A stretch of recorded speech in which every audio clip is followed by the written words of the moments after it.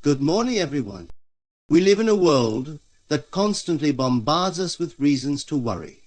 Whether it's financial struggles, health concerns, relationships, or the uncertainties of tomorrow, worry can feel like an unavoidable part of life. But as followers of Christ, we are called to something greater, a life of peace, not panic, trust, not turmoil.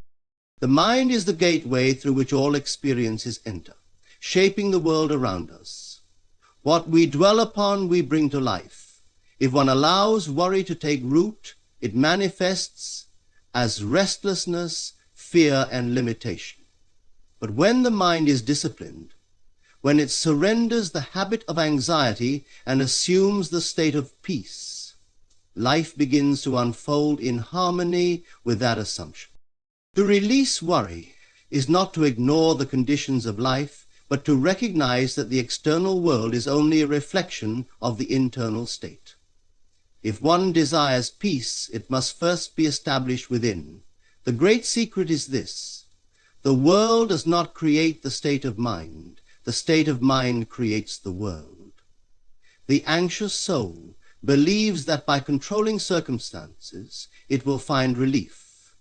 But control is an illusion, and the more one clings to it, the greater the struggle becomes. The man who trusts is the man who is free. He does not wrestle with life, he surrenders to it, knowing that all things are being worked together for good. The invitation has always been clear: come to me, all who are weary and burdened, and I will give you rest. These are not empty words, nor are they mere comforts for the weak. They are a call to awaken to the power of faith. To come to this state of rest is not to beg or plead, but to assume the feeling of already being at peace. The one who assumes peace in the midst of turmoil will soon find that circumstances shift to match this inner conviction. The moment worry is surrendered, a great exchange takes place. Fear is replaced by assurance, struggle by ease, confusion by clarity. Consider the person who spends their days troubled by the uncertainties of tomorrow. Their mind is constantly occupied with what might go wrong, playing over endless scenarios of failure and loss. Their body, in turn, responds with tension. Sleep is restless, and joy becomes a fleeting visitor. They believe that their fears are justified because of the conditions around them, not realizing that their inner state is what perpetuates those very conditions. They do not yet understand that what they fear, they attract, and what they expect, they call forth. But let this same person shift their awareness, let them for a moment cease from their anxious toil and assume that all is well. Let them rest in the conviction that they are divinely guided, that every step is ordered, that nothing truly needs to be feared. At first, the mind will resist, for it has been trained in worry. But if persisted in, if this assumption of peace is made real within, the outer world will begin to reflect it. Circumstances will unfold effortlessly, and what was once a source of fear will dissolve like mist before the morning sun. There is no need to force peace. Peace is the natural state, the gift freely given, always present but often ignored. The moment one stops resisting and surrenders the need to control, peace rushes in, filling every part of the being. It is not found in the future. It is not something to be earned. It is here, now, waiting to be accepted. The one who chooses to dwell in this peace will find that life rearranges itself in response. Doors open, burdens lift, and the world takes on a new glow. This is not wishful thinking. It is a principle as sure as the law of gravity. As within, so without. The inner state determines the outer experience. The anxious man believes he must solve his problems before he can rest. But the wise man rests first, and in doing so the problems dissolve. What one assumes to be true, they will experience. So let worry be surrendered. Let the mind be still. Assume that all is well, that every need is met, that the path ahead is clear, and in that assumption, watch as life transforms, revealing the peace that was always waiting to be claimed. The mind, when left undisciplined, clings to worry as if it were a necessity, believing that through endless thought and analysis it might solve the very problems it creates. But worry is not a solution. It is a state, a self-imposed condition that darkens the world of the one who indulges in it. To be free of worry is not to ignore life's challenges, but to understand that the root of all struggle is found within, not without. The moment one turns away from fear and assumes a state of peace, life begins to rearrange itself to reflect that new assumption. Prayer is not a plea, it is an acceptance. To pray correctly is not to beg for relief from anxiety, but to shift into the awareness that peace is already present. The one who prays, believing that their request is already fulfilled, will see their world change accordingly. If the mind is constantly filled with thoughts of lack, struggle, and uncertainty, life will continue to mirror these convictions. But if one fills their inner world with trust, with faith, with a deep knowing that all is well, then all truly becomes well. Consider the one who worries about tomorrow, who fears what is to come and doubts their ability to face it. They rehearse every possible outcome in their mind, playing over scenarios of failure, rejection, or loss. Their body responds accordingly. Restlessness, tension, sleepless nights.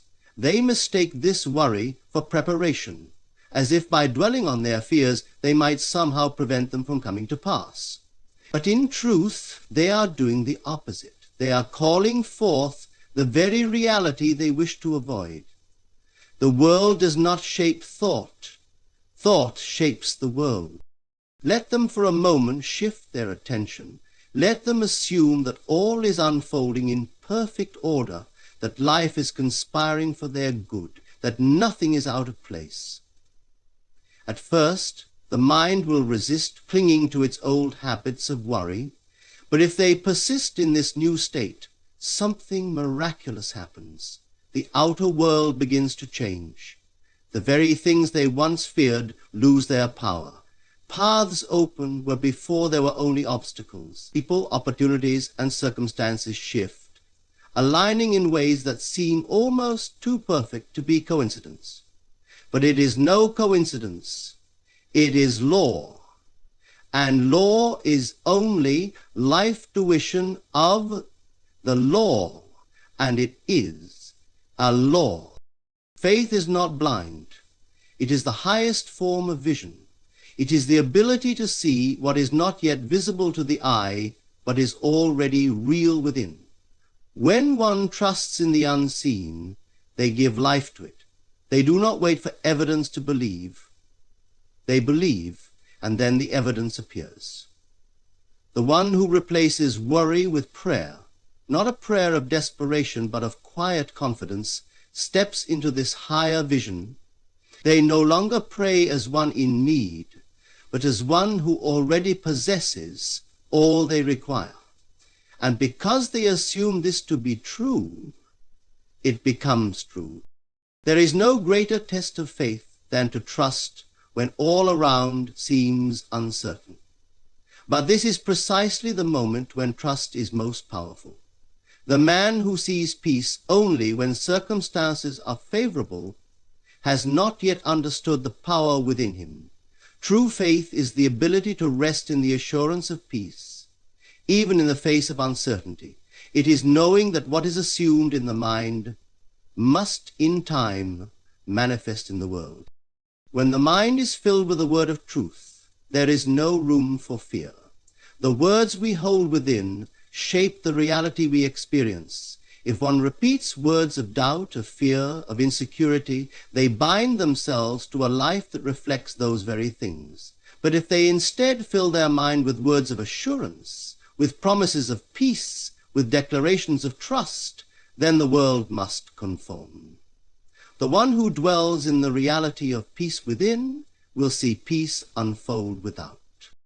Let there be no confusion. This is not a passive surrender to life, but an active creation of it. The man who trusts does not sit idle, waiting for things to change. He moves, he acts, but from a place of certainty rather than fear. His steps are firm because he knows that all things are working in his favor. He does not chase after solutions. He walks in the confidence that they are already his. Let worry fall away. It serves no purpose but to keep one trapped in a world of struggle. Assume the feeling of peace. Rest in the knowledge that all is well, not because circumstances demand it, but because you have chosen it. Let the mind dwell on what is true, what is good, what is already fulfilled. In that assumption, in that deep inner knowing, life must yield, and what was once seen as uncertain will reveal itself as the unfolding of divine perfection. The mind is the creator of all experience. What one believes, assumes, and dwells upon will inevitably shape the world they encounter. There is no separation between the inner state and the outer reality. They are one. The mistake most make is believing that peace comes after the resolution of external difficulties, when in truth, the resolution of difficulties comes after the assumption of peace. The world does not bring calm to the anxious mind. The calm mind brings order to the world. To worry is to place faith in what is unwanted. To trust is to rest in the unseen, knowing it will be made visible. Many believe they must see before they can trust, but the law is reversed. Trust must come first, and then what is trusted will appear. The one who understands this does not allow circumstances to dictate their state of being. They do not look to the world for signs of peace, but instead generate peace within, knowing the world will conform in time. The only battle is within. The struggle is never with events, people, or conditions. It is only with the mind's attachment to fear and uncertainty. The moment one surrenders this attachment, life begins to move effortlessly, responding to the inner assumption. It is not enough to merely reject worry. One must replace it with something greater. To empty the mind of fear and not fill it with faith is to leave the door open for worry's return. Faith is not wishful thinking. It is conviction. It is the knowing that what is unseen is more real than what is seen. The one who trusts in God's plan does not fear the unknown, for they understand that all things are being arranged in perfect order. They do not concern themselves with how or when, only with a certainty that it is done. The one who trusts does not waver. They do not ask if things will work out. They assume that they already have. They do not beg for solutions. They walk in the awareness that solutions are unfolding even now. This is the difference between those who struggle and those who move effortlessly through life. The anxious mind seeks to control, while the faithful mind surrenders. And in that surrender gains true power. The greatest misconception is that control brings peace, when in reality, peace is found only in release. Every moment, the mind is filled with something. If it is not filled with faith, it will be filled with doubt. If it is not filled with assurance, it will be filled with fear. This is why the word of truth must be the foundation of thought. What one meditates on, they become. If the mind is constantly occupied with worry, it will bring forth a life of struggle. But if it is filled with words of life, words of trust, words of divine order, then life itself must reflect that order. There is no other way, for the world is but a mirror. To trust in God's plan is not to sit passively and hope for things to change. It is to act with confidence, knowing that every step is guided. The one who believes in divine order does not rush, does not force, does not push against life. They move with certainty, allowing events to unfold as they must. They know that delays are not denials, and obstacles are not barriers, but pathways. To trust is to know that what appears as difficulty is only a transition to something greater.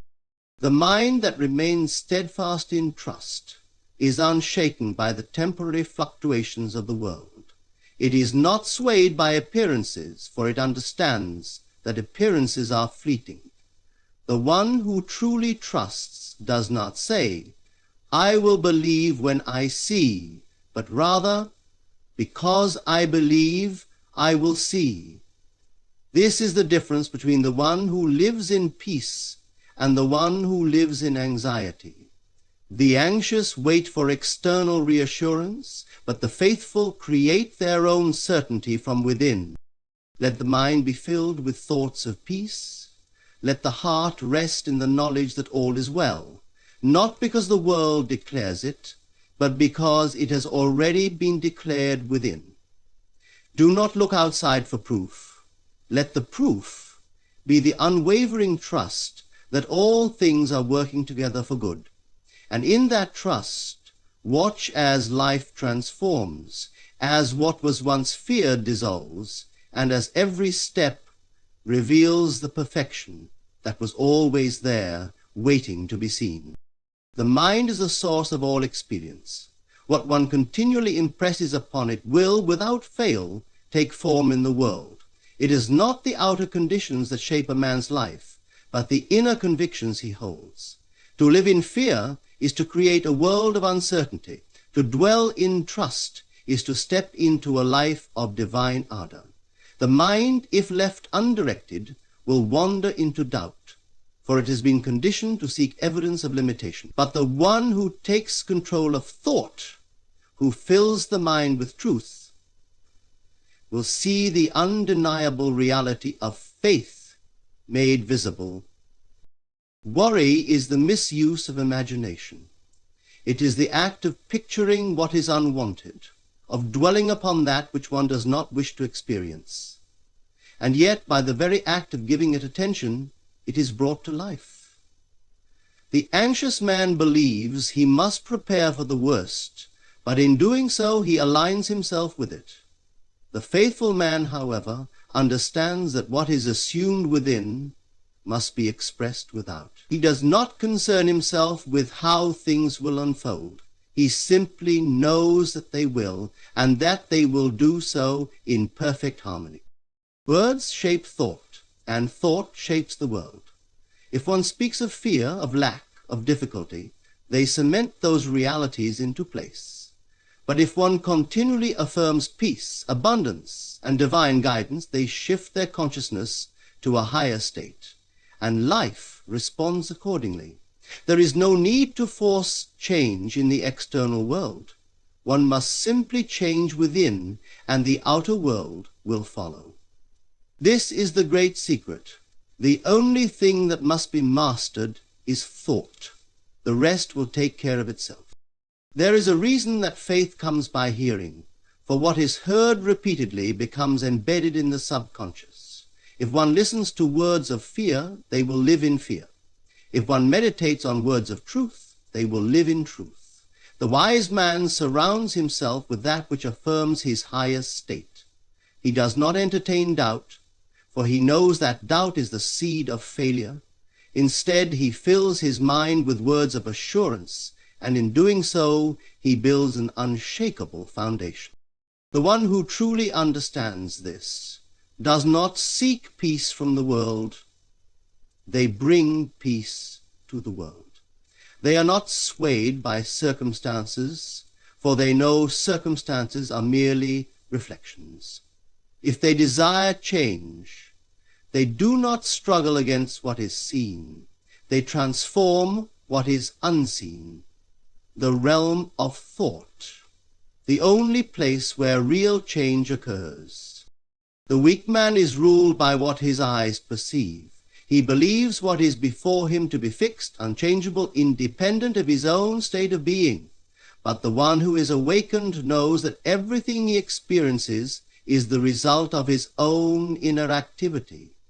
If he sees disorder, he does not attempt to fix it externally, he corrects the disorder in his mind. If he feels uncertainty, he does not look for reassurance outside, he silences the mind and rests in knowing. And when he does, the world bends to match his conviction. To fill the mind with truth is to guard against the intrusion of fear. It is not enough to reject negative thought. One must actively replace it with the highest reality. When doubt appears, it must be cast out with certainty. When fear arises, it must be met with unwavering trust. The man who allows his mind to be influenced by the world will forever be at its mercy. But the one who disciplines his mind to dwell only on what is true, noble, and good will find himself rising above circumstance, untouched by the chaos that affects others. The world reflects what is impressed upon it. The one who continually speaks words of trust, who meditates on peace, who assumes the feeling of already having all he needs, this is the one who walks in divine assurance. He does not seek proof, for he knows that proof follows belief, not the other way around. He does not wait for conditions to improve before he feels secure. He assumes security first, and then the conditions align to match that assumption. Let the mind be filled with words of life. Let every thought be one of assurance. Fear has no power except that which is given to it. Doubt is only real to the one who entertains it. But truth, once fully accepted, dissolves all illusion. The one who fixes his mind on the highest reality will find himself living in its fulfillment, for the world cannot help but reflect the mind that has mastered itself. And in that mastery all things are made new. Peace is not something to be found in the world, it is something to be claimed within. The restless mind seeks comfort in external conditions, believing that once circumstances are favorable, peace will come. But true peace is not dependent on what is seen. It is established first in the unseen, in the depths of the mind and heart. When worry is surrendered, when faith takes its place, life begins to flow in perfect harmony. There is no need to fight against fear or struggle with uncertainty. Simply replace them with trust.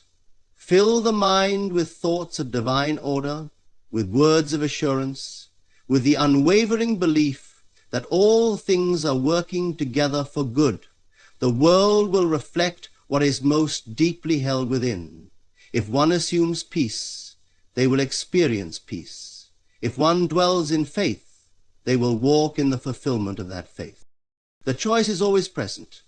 Cling to worry or surrender to trust. Hold on to fear or rest in divine certainty. The moment one lets go of doubt and steps fully into the reality of peace, life transforms. Struggles dissolve, obstacles fade, and what once seemed impossible becomes inevitable. This is the truth. Peace is always available, always waiting. It is not something to be earned or achieved.